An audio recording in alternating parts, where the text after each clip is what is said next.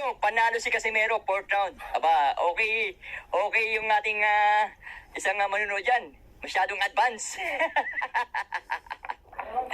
Aray ko, ang 30K nadali. Agoy, 1xbet. 1xbet meron. Saan naman ang xbet po? Kumusta? Hindi ako nagpupusta eh. Idol, pasensya na idol ha. Hindi ako nagpupusta sa sugal. Never akong nagsugal sa tanang buhay ko. May kambing pa yung kapitbahay ko dito, Pambawi Lodge. Pwede yan, idol. Romel, Bunete. Talian mo na yung kambing ng kapitbahay mo dyan. Ipusta mo na rin.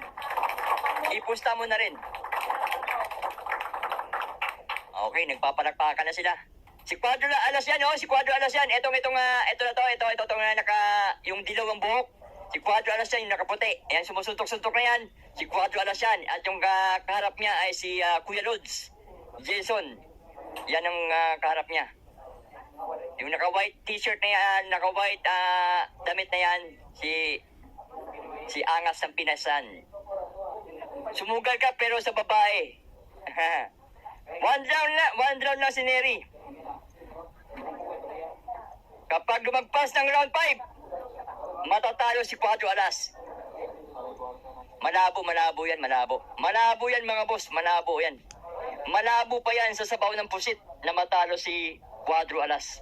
Malabo yan. Shit, baka super saiyan na si Boss Alas. Oo, magsusuper saiyan yan.